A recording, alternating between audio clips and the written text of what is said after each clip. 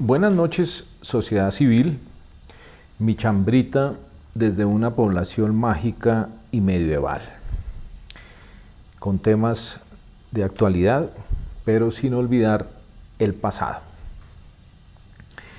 Nuestra conversación de hoy la he titulado Gatopardismo italo-colombiano.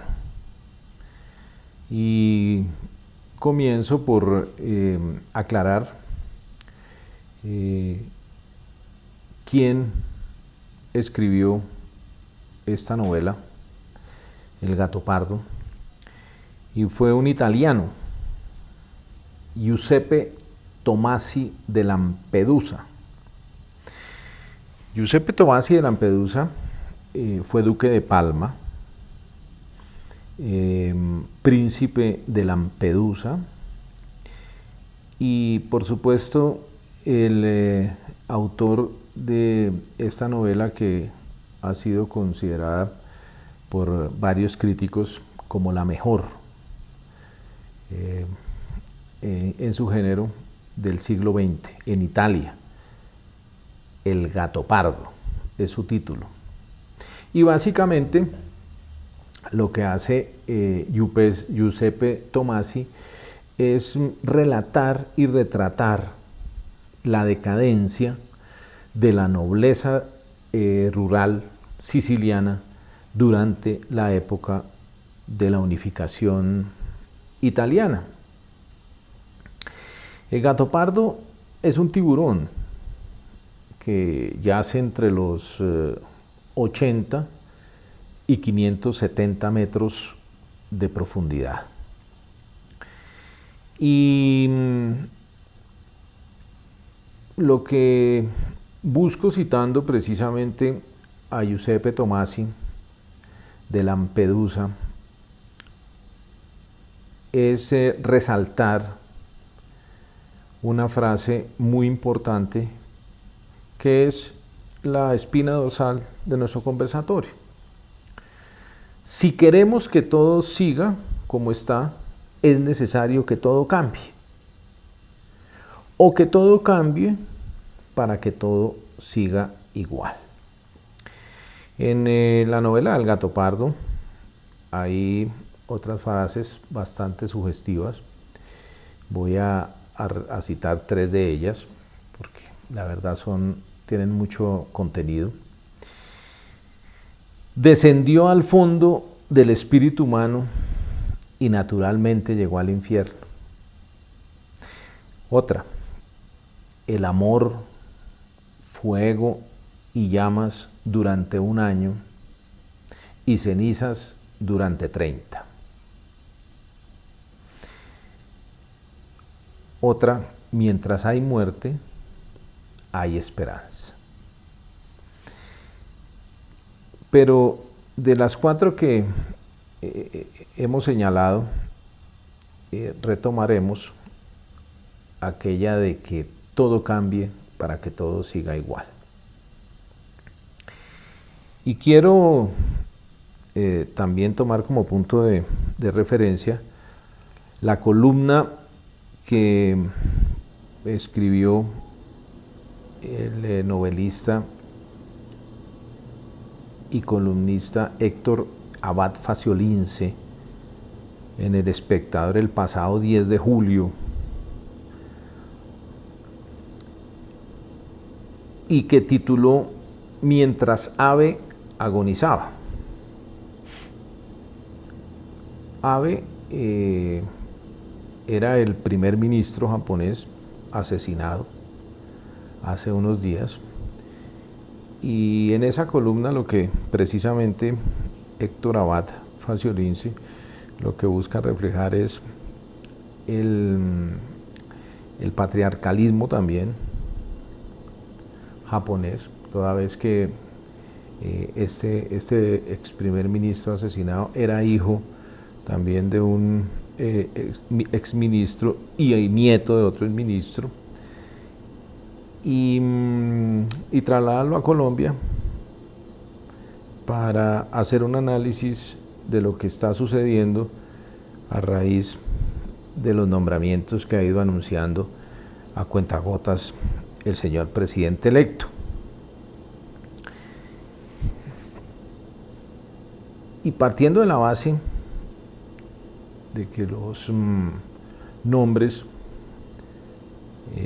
ya entregados a la opinión pública gozan de mucha credibilidad porque son personas muy capacitadas. Por ejemplo, el doctor Álvaro Leiva Durán, 80 años. El doctor Leiva Durán es hijo de un exministro, ministro en el gobierno del doctor Laureano Gómez. El mismo Álvaro Leiva Durán ya fue ministro en el gobierno del doctor Belisario Betancur. Fue secretario privado del expresidente Misael Pastrana Borrero y fue negociador de paz en el gobierno del doctor Samper, también constituyente por la Alianza Democrática M19 y congresista, entre otras dignidades. El doctor José Antonio Campo, ministro de Hacienda, 70 años, hijo de exministro, y él mismo exministro en el gobierno del doctor Samper y también del doctor Gaviria.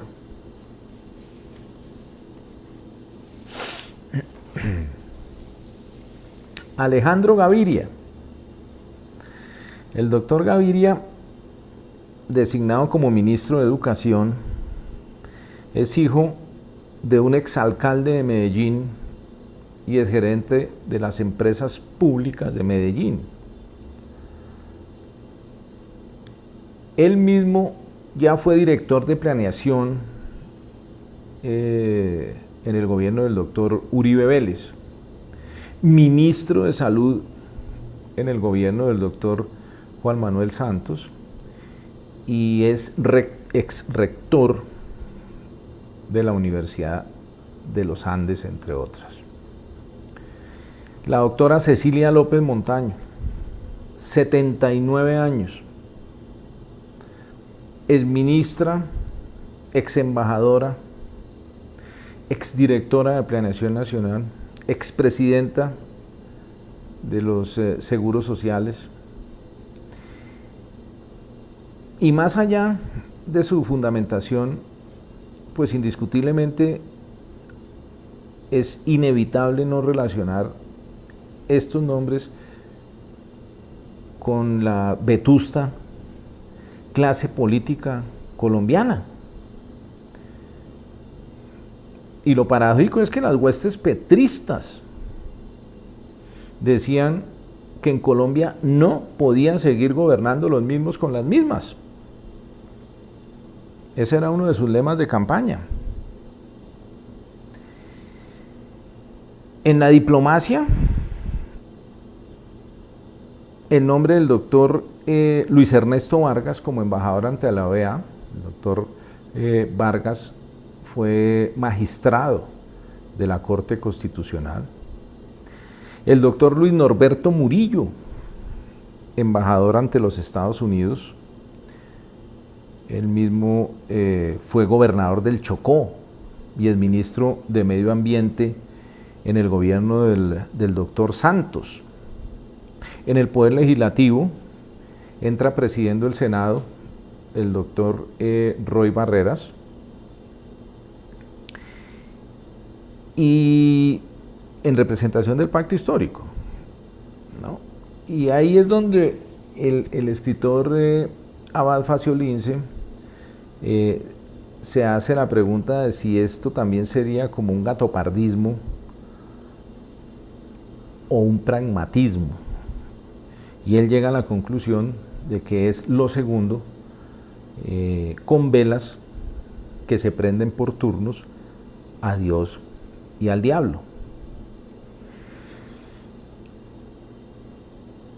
El suscrito, después de analizar los nombres de los que van conformando hasta ahora el gabinete, porque, por supuesto, todavía falta un porcentaje alto, va más allá.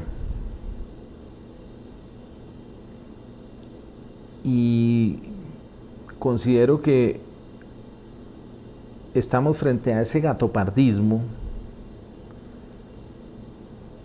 de que todo cambie para que todo siga igual, pero también de pragmatismo. Es decir, mermelada propia del gatopardismo más continuismo. Habrá, por supuesto, que esperar los otros nombramientos para hacer un análisis holístico, pero indiscutiblemente la frase de nuestro escritor italiano Giuseppe Tomasi de Lampedusa ha recobrado más vigencia que nunca. Si queremos que todo siga como está, es necesario que todo cambie. O mejor, que todo cambie para que todo siga igual.